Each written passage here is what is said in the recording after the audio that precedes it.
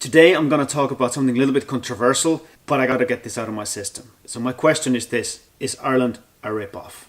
Stick around with me and we'll get into it. I might have traveled 1,000 miles or just from up the road, but it won't change a thing at all.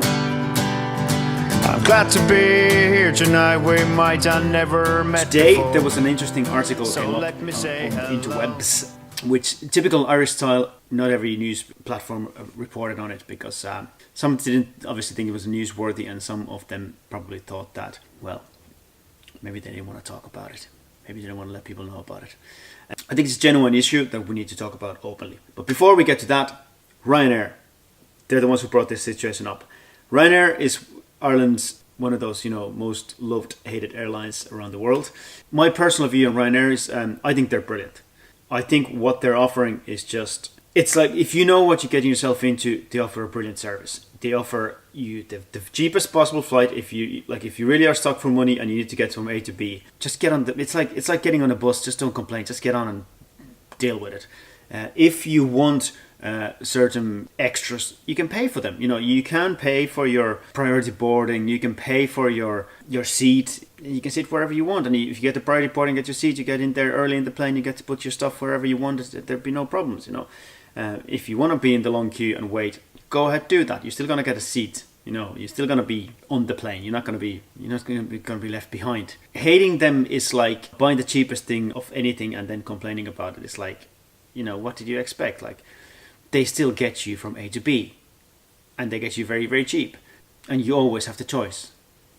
Don't complain when you make the choice. You got the choice to do your research. You got this choice to compare prices, and it's just the way it is. I think they provide a brilliant service, and I think they're a very innovative company, and I think they've done a huge amount of great things for the Irish tourism, without shadow of doubt. I can see the effects of it.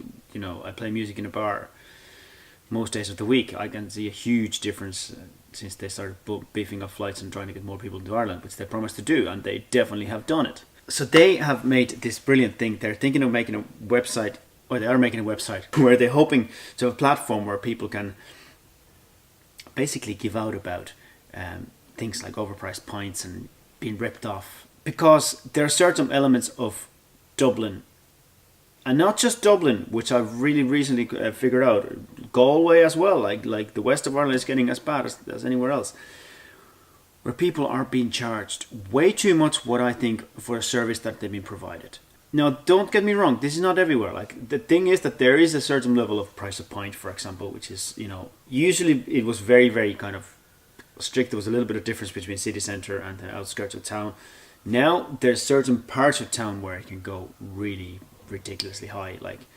When you get to the point that I'm paying for a pint of Guinness more in a certain bar in the Temple Bar area than I would be paying in a bar in Helsinki, where the taxation on alcohol is insanely high and Guinness is an imported product, then you start to have kind of questions about, like, is this right anymore? Like, this is not just working anymore, And the idea is that these people could actually slack about it. The thing is, Dublin still has a lot of good to offer. It has a lot of good value to offer. It has, and I'm not blowing my own trumpet here because I play in a porterhouse, but I believe that porterhouse is one of the better experiences in Dublin overall, because it's Irish brewed beer. It's fantastic beer. There's a huge selection of it. You can get to try all the different types of it. The food is very high standard and very reasonably priced compared to a lot of other establishments around the area. There's live music there 7 days a week, and there's a high standard to all of the live music there. It's very, very rarely that, sometimes they try a new band or somebody's filling in for somebody and it might not be as great as usual, but 9 out of 10 times the music is very, very high quality there. And trust me, if the music is not good quality, the bar suffers. Like, it's one of those venues where the music has to be high quality. The door policy is much better than most places in Ireland. If somebody's being a stupid, drunken idiot, they get kicked out of there. It's not like every idiot who walks into the place gets served. Sorry, a lot of stag and hen parties don't get served there, and it's because you guys make a mess. Sorry. So I'd be one to say that that's a brilliant place. But it's not only that. There's loads of other places around the town. There's so much cool things to do in this town. Unfortunately, yes, there are things that are very, very high priced. And it's a pity. But let's not forget that, like, one hand you have the Guinness Storehouse. Amazing experience. But €20 per person is very high. If you think of full family going there, let's say 2 adults and even if they have 2 children, teenage kids with them, that's a lot of money. That's a lot of money. And then it's not right on the city centre, so you have to get there and back. Bus, even at the cheapest, it's all going to add up very, very fast. But then you have things like the National Museum, which is free in. And it's amazing. It's absolutely amazing, and it's fascinating. And it's the parts of National Gallery are free. The National Museum, the Collins Barracks, Natural History Museum, they're all free. They're just, to me, like, I've been in a lot of museums over the years.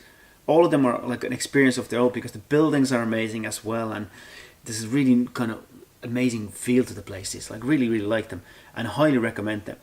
Also, Dublin has some of the most amazing parks I've seen anywhere in the world. Like, I think Stephen's Green, even that it's like the most obvious one, it's still amazing. It really has that nice kind of old school feel to it. The Ivy Gardens have been, a lot of work have been put into it, and it's turning into an amazing little park, and it's so quiet. Like, it's a great place to go and hide in the middle of a busy city. Merrion Square, it's amazing. They're doing a lot of new work on it, and I'm kind of thinking that there's going to be a lot more events in their future as well, so looking forward to seeing what they're going to do with that. Phoenix Park, it's absolutely massive. You got deer, living wild there. It's and all of these things are free. You can go to do the cliff walk in Howth. All you have to pay is your bus or train fares. The Howth Village is itself worth seeing. And in Howth Village, you got a selection of different kind of options of where you go get a fish and chips from the chipper, or you can go to high-end restaurants. So you got the choice. On the south side, you got Dunleary, you got Bray, you got Sandymount Beach, the Sutton Beach.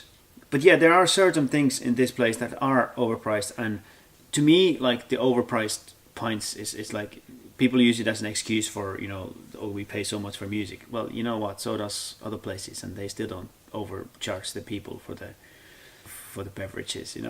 So, is Ireland a rip-off? Is Dublin a rip-off? Certain aspects of it, yes. The other thing is that hotel prices can be a bit of a disaster here. That's why things like Airbnb are going absolutely mental in Ireland, because they offer a much better value these days. And the thing is, the more you guys, when you book your holidays, decide to go for, the competition, the sooner the prices of hotels are going to have to come down, because they're only putting their prices up because they can, because the demand is there. But if you find the alternative options to the hotel's going to have to be more competitive, Yeah, we paid very recently a very high price in Galway for a hotel room. And we were booking it very last minute, but still we paid very, very high price. And maybe if we would have any more time, we would have organised much, much better. But we didn't. So we ended up paying quite a high price for it. I have a friend of mine who does Airbnb, and I honestly believe that he offers better service than a lot of hotels do. Not only does he meet the people in the first, he gives them tips of where to go, what to see, and a lot of hotels, they do give that to you, but usually they're like whoever talks to them to go and recommend and see some places to see.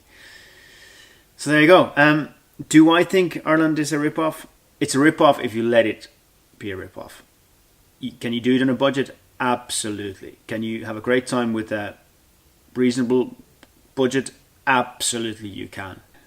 Do I still recommend Dublin as a place to visit? Absolutely. I think it's one of the most wonderful cities in Europe, and it is a party capital. Like, it's not the kind of party that you expect. Like, yes, there's a lot of clubs here and that kind of stuff happens as well, but it's just different kind of, as they say, it's the crack. It's the fun. It's the people, and follow the people. Like, don't just. If somebody starts charging you €6 for a pint or more, you've been ripped off. Simple as. That's for a pint of stout now, in all fairness. But still, it's a completely different thing if you get into the craft beers and that kind of stuff. But if you are on a pint of Guinness, yeah, €6 and you've been ripped off. So that's my rant for this morning. It's just something, and I really do welcome the Ryanair's idea. It was posted on Journal. I really genuinely think that their all their suggestions for how to make Ireland's business better as a tourism are wonderful ideas. And it got me thinking about how we can provide more value in this country for tourists. And I have ideas in my head already. Obviously, I'm not able to implement them wholly myself, but hopefully through other means I can advise other people or even get involved in somehow and help other people to do the same thing. Because I think this country has so much more to offer. I don't think we have even started utilizing the richness of the history and all that we could really utilize in a wonderful way. And just because there's such a strong link with the music and the history and everything, like, it's just, I think this could be absolutely wonderful thing. And I really do welcome Ryanair's input on this one, and I hope the government is listening, and I hope some of the higher end establishments are listening. But I think it's going to be well, maybe the competition is the one that's going to decide it in the end. But yes, I do still think you should come and visit Ireland, and just don't be ripped off. Check the prices before you pay for something or order something. It's you as a consumer who dictates these things as well. So that's all I wanted to say. Hopefully I'll see you in Ireland some stage. Tonight's the night. Tonight's the night. Tonight's the night. Tonight's the night.